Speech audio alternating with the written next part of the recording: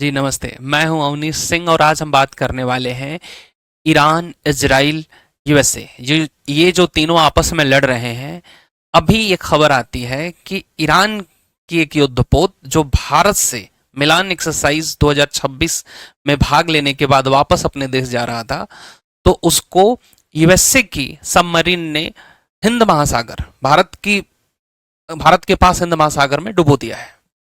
साथ ही साथ विपक्ष ने यह भी आरोप लगाया है कि अगर भारत के टेरिटरी में कोई युद्धपोत को डुबोया गया है तो भारत अभी तक चुप क्यों है, उसको जवाब देना चाहिए।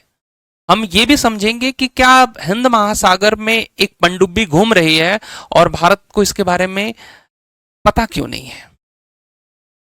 तो चलिए एक एक करके सिलसिलेवार तरीके से समझते हैं कि भारत में 18 से 25 फरवरी के बीच मिलान एक्सरसाइज हुआ, जिसमें दुनिया के 74 देशों ने भाग लिया था, जिसमें ईरान भी अपनी युद्धपोत लेके आया था।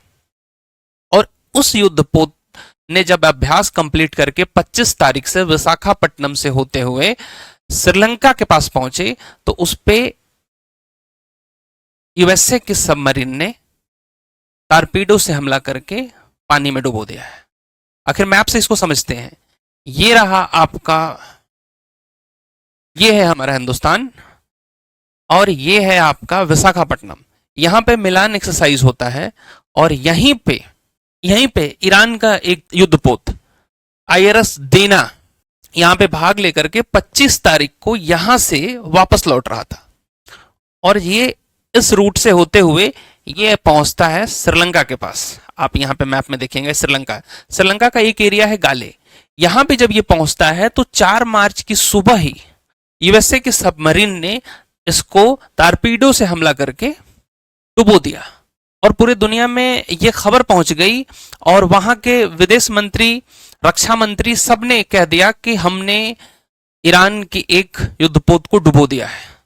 साथ ही साथ भारत में यह खबर तब जाके जोर पकड़ती है कि विपक्ष ने कहा कि ये जो आप देख रहे हैं ये पूरा एरिया हिंद महासागर है, ये हिंद महासागर है, अर्थात यहां की सिक्योरिटी की जिम्मेदारी भारत की बनती है और भारत की तरफ से इस पे अभी कोई बयान नहीं आया है कि पूरा मामला क्या है।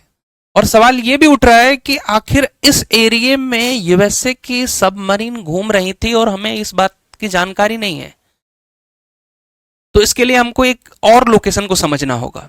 ये जो जहाज जिसको डुबोया गया है, इस पे करीब 180 लोग थे और उसमें से 20 को श्रीलंका की नेवी ने बचाया है और बाकी लोग लापता हैं, या तो वो मारे गए हैं या अभी उनकी कुछ खबर नहीं मिल पा रही है। तो हमको ये समझना होगा कि आखिरकार यूएसए यहां पे क्या कर रहा है। थोड़ा सा आप आईएनएस देना की जो इमेज है वो देखिएगा। ये रही आईएनएस देना, ये ईरान का एक युद्धपोत था। साथ ही साथ जब ये भारत के अंदर आया था तो एक वीडियो आप यहां पे देखेंगे कि जब आईएनएस देना भारत के अंदर आया था विशाखापट्टनम में, ये वाली इमेज है कि जब ये 18 से 25 फरवरी हमारे देश के अंदर था, हमारा मेहमान था।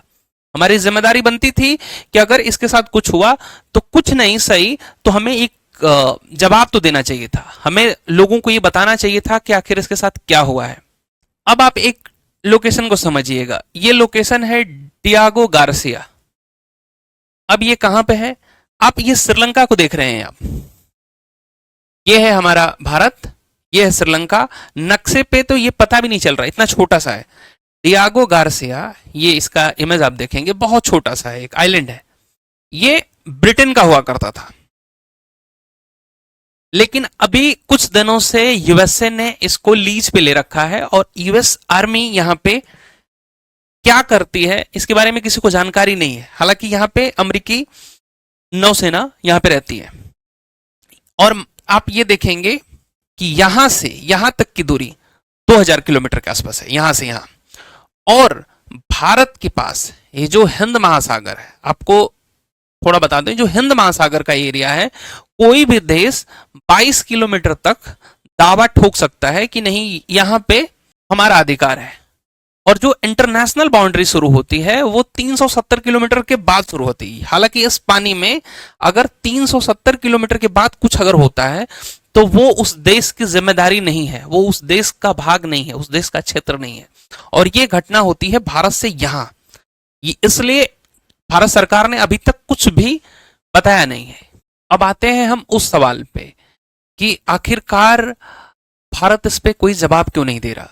तो देखिए, ये 25 तारीख को भारत से निकल जाता है और 28 तारीख को यूएसए और इजराइल ने ईरान के साथ हमले के लिए अनाउंसमेंट कर दिया कि इन दोनों के बीच वॉर चल रहा है, और 4 तारीख को इस पे हमला हुआ है। यानी हमारे यहां से निकलने के बाद 6 से 7 दिनों के बाद इस पे अटैक हुआ है। तो और दूसरा सवाल हमारे पास ये था कि हम यहां पे यूएस की सबमरीन थी और हमें पता क्यों नहीं चला। और एक दो सवाल आपको ये भी परेशान कर रहे होंगे कि ये टारपीडो क्या है, सबमरीन क्या है, सोनार सिस्टम क्या है, रडार क्या है। तीन चारों को समझ लेते हैं। सबसे पहले आपको एक ये देखना होगा कि जिस सबमरीन ने इन पे हमला किया है, इस युद्धपोत पे आईएनएस देना के ऊपर, उसका नाम है, अब देखिए, ये एक सबमरीन है यूएस की, सबसे दुनिया की जो सबसे एडवांस टेक्नोलॉजी की सबमरीन है ये होती हैं। ये पानी में करीब 300 से 400 मीटर नीचे चलती हैं और इनको इस तरीके से बनाया गया है कि यहां पे आप पकड़ नहीं पाएंगे। इसको स्टेल्थ टेक्नोलॉजी कहते हैं। यानी कि ऐसी टेक्नोलॉजी, पूरा का पूरा पैसा ही खर्चा इस बात पे होता है कि हमको ऐसी टेक्नोलॉजी दीजिए कि जो फाइटर प्लेन है वो अगर आसमान में उड़े तो दुश्मन के रडार उसको पकड़ नहीं पाए, साथ ही साथ नीचे, अगर पानी के नीचे हो तो दुश्मन के सोनार सिस्टम उसको पकड़ न सके। और ऐसा ही ये सबमरीन है। अमेरिका इस सबमरीन फाइटर प्लेन जो अभी युद्ध में शो कर रहा है, वो दुनिया को यह भी दिखा रहा है कि हमारे पास इस तरीके के एडवांस वेपन है, आप आइए खरीदिए। ये जो पूरा युद्ध चल रहा है, इस युद्ध के विराम लगने के बाद अमेरिका ने जो जो भी हथियार, एयरक्राफ्ट, सबमरीन जो यूज किए हैं वो दुनिया को बेचेगा। और ऐसा ही प्रदर्शनी उसने इस सबमरीन से इस वाले डेना को गिरा के कर दिया है। जब से इसको डुबोया है, ये वाली ओह सबमरीन, ओयो सबमरीन, ये चर्चा का केंद्र है। अब पूरे दुनिया में लोग इसको सोचेंगे कि ये कैसी सबमरीन है, हमारे देश को भी चाहिए। अब सवाल ये उठता है कि ये भारत के पास कैसे आ गई। तो देखिए, ये वाली जो लोकेशन आप देख रहे हैं, डियागो गार्सिया, ये देखिए, ये एक आइलैंड है, पहले ब्रिटेन का हुआ करता था। और ये वाला आइलैंड इतना छोटा है, आप नक्शे पे इसको एक डॉट के बराबर देखेंगे। देखिए यहां पे है। और हमको एक चीज ये जानना होगा कि जैसे भारत की जो सेना है, वो सेना अलग अलग पार्ट में काम करती है कि नहीं, हमारा नॉर्दर्न कमांड ये है, साउथ कमांड ये है, ईस्ट है, वेस्ट है। उसी तरीके से अमेरिका ने पूरे दुनिया को अलग अलग कमांड में बांट रखा है। और जो भारत वाला जो क्षेत्र है, जो इधर वाला जो क्षेत्र है, उसको साधने के लिए उसने यहां पे अपना एक बेस बना रखा है, ताकि इस वाले क्षेत्र को आसानी से कंट्रोल किया जा सकता है। कई मीडिया संस्थान ने यहां पे ये दावा किया है कि अमेरिका की 40 से 50 हजार सेना यहां पे है। और जो ईरान यहां वाला देख रहे हैं आप, जो ईरान यहां पे कुवैत, बहरीन, यहां सब जो अटैक कर रहा है, यहां पे भी इनके कमांड है। तो ये मिडिल ईस्ट को साधने के लिए भी यूएसए की कमांड है। यहां पे भी उसने एक डियागो गार्सिया ले रखा है। डियागो गार्सिया करीब 30 स्क्वायर किलोमीटर का क्षेत्र है। 5 किलोमीटर से लेकर के आपको 15-20 किलोमीटर तक की लंबाई का ये क्षेत्र मिल जाएगा आपको। यहां से ये हिंद महासागर में अपनी पकड़ बनाता है। अब ये सवाल उठ रहा है कि भारत अगर चाहे तो इसकी पनडुब्बी को डुबो सकता है क्या? पानी के अंदर इसकी पनडुब्बी जो इधर घूम रही है, भारत डुबो सकता है क्या? भारत को भी पता है कि इस समय इस युद्ध के अंदर कुछ भी अपने तरीके से किसी भी साइड में जाना अच्छा नहीं है। अब सवाल उठता है कि क्या भारत को इस पे अपना जवाब या अपना साइड क्लियर करना होगा कि हम किस साइड हैं। तो आपको बता दें कि भारत की डिप्लोमेसी जरूर इस पे काम कर रही होगी। और जो पिछले दिनों की जो घटनाएं हैं, जैसे ऑपरेशन सिंदूर हुआ, उसके बाद ट्रेड डील वाली बात हुई। तो जिस तरीके से डोनाल्ड ट्रंप का रवैया रहा है, अगर हमारी डिप्लोमेसी यूएसए के साथ अगर कुछ बातचीत भी करती होगी तो कहीं ना कहीं वो आदमी आकर के सोशल मीडिया के थ्रू लाइमलाइट लेने के लिए अपना पूरा का पूरा क्रेडिट वो लेगा। साथ ही साथ हम इस समय इस स्थिति में नहीं है कि हमें इस युद्ध में किसी के फेवर में जाना चाहिए या इस युद्ध में कूदना चाहिए, क्योंकि हमको दुनिया में ये देखना होगा कि आप ये एक बार ये देखिए कि यहां पे मैक्सिमम देशों के बीच लड़ाइयां चल रही हैं। यहां पे आप देखेंगे तो रसिया यूक्रेन का युद्ध चल रहा है, इधर आप देखेंगे तो पाकिस्तान अफगानिस्तान का युद्ध चल रहा है, साथ ही साथ ईरान इधर युद्ध में ही उलझा पड़ा हुआ है। कुछ दिन पहले आपने देखा था कि वेनेजुएला और यूएसए का जो युद्ध चल रहा था, ये देखिए आप, ये आपका वेनेजुएला है, ये भी युद्ध से में था। तो और जब भी कोई देश युद्ध लड़ेगा तो वहां की इकोनॉमी स्लो होगी, वहां के लोगों की जाने जाएंगी, जीत चाहे जिसकी भी हो, लेकिन अगर जाने जिसके घर से जाती हैं उसका दुख वही इंसान समझ सकता है।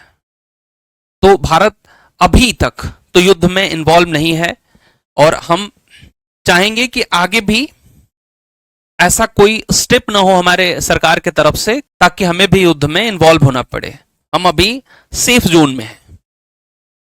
साथ ही साथ मैं एक बात बता दूं, यूएसए आर्मी की एक ताकत आपको बता दूं कि यूएसए के पास एक ये देखिए, ये यूएसए का जेराल्ड आर फोर्ड है। ये अकेला एयरक्राफ्ट कैरियर 70 लड़ाकू विमानों को लेके चलता है। 70 लड़ाकू विमान इसके ऊपर लैंडिंग, टेक ऑफ, पार्किंग कर सकते हैं। 4-5 हजार सैनिकों को लेके चलता है और ऐसे ऐसे यूएसए के पास 11 एयरक्राफ्ट हैं। और अगर यूएसए ने जिसमें से कि एक एयरक्राफ्ट अब्राहम लिंकन को यहां पे डिप्लॉय कर रखा है, 70 को अकेले एक लेके चल रहा है, एक को यहां पे डिप्लॉय कर रखा है और एक को यहां पे कर रखा है, तो आप इस बात से अंदाजा लगाइए कि हमारे पास जो राफेल था वो 36 राफेल आया है और वो 4.5 यानी कि 5वीं पीढ़ी से नीचे का विमान है। और अमेरिका इस समय पूरी दुनिया में सबसे एडवांस टेक्नोलॉजी का जो फाइटर प्लेन यूज कर रहा है वो है F-35, यानी कि अकेले एक जेराल्ड आर फोर्ड अकेले 70 F-35 को लेकर अगर यहां आ गया तो आप यहां का मंजर समझ सकते हैं कि इन देशों को आप अकेले इस बात को समझिए कि जो ईरान है, इराक, सऊदी अरब, ओमान, बहरीन, इनसे किसी भी मायने में ईरान कम नहीं था, लेकिन कारण है कि इन देशों के पर कैपिटा इनकम से ये देश बहुत पीछे है। क्यों? क्योंकि अमेरिकी प्रतिबंधों से ये गुजर रहा है। 20 साल हो गए अमेरिका ने इस पे प्रतिबंध लगा दिया। हालांकि पूरी दुनिया में जो टॉप जो कंट्री है जहां से सबसे ज्यादा तेल निकलते हैं उसमें से ईरान का भी नाम है, क्षेत्रफल भी बड़ा है, उसके बावजूद ये लोग बहुत आगे निकल गए और ये पीछे रह गया। कारण है अमेरिका से उलझना। तो हम ये चाहते हैं कि हमारा देश इस समय किसी भी वॉर कंडीशन में न जाए। तो बता दें आपको कि देशभक्ति और मूर्खता दोनों में बहुत बारीक फर्क है, बारीक लाइन का फर्क है। और जो इस समय अमेरिका से उलझ रहा है उसको भी पता है कि वो अमेरिका को हरा तो नहीं पाएगा, लेकिन कितने साल पीछे जाएंगी वहां के लोगों की जिंदगियां। अमेरिका के पास इतना पैसा है कि अगर वो चाहे तो इधर के 2 महाद्वीपों को अकेले लड़ा सकता है, अफ्रीका और एशिया को। मैं अमेरिका की तारीफ नहीं कर रहा हूं, मैं ये इतना बता रहा हूं कि जो युद्ध हो रहा है वो एक तरीके से गलत हो रहा है। अमेरिका पूरे दुनिया में जिस तरीके से आतंक मचाए हुए है, जिसको चाहे जब उठा रहा है, जहां पे आकर के अपने 10,000 किलोमीटर दूर यहां पे आकर के युद्ध लड़ रहा है, ये कहीं ना कहीं गलत है। और हम अभी सेफ जोन में हैं।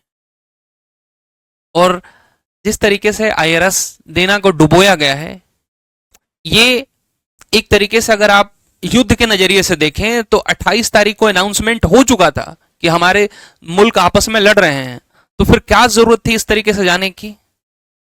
एक सिंपल सा आदमी भी अगर दूसरे अपने दुश्मन के क्षेत्र में नहीं जाता है। वो जानता है कि हमारे इनसे बनते नहीं है, वो हम पे अटैक करेगा मौका देख के। और भारत की जिम्मेदारी थी या नहीं थी, तो साफ शब्दों में मैं कहता हूं कि ये हमारे बॉर्डर का एरिया का नहीं था, हमारे जल क्षेत्र का मामला नहीं था। ये श्रीलंका का है, श्रीलंका समझे। अगर हमने जवाब में अगर उस पनडुब्बी पे हमला कर दिया होता तो फिर हम भी युद्ध में इन्वॉल्व हो जाते। अमेरिका इस समय उस अटैक वाले मोड पे है, वो किसी पे भी बम बरसा सकता है। तो ये थी आईआरएस देना की कहानी। युद्ध में जो कुछ भी अपडेट होगा उसको आपके पास रखेंगे। तब तक के लिए जय हिंद।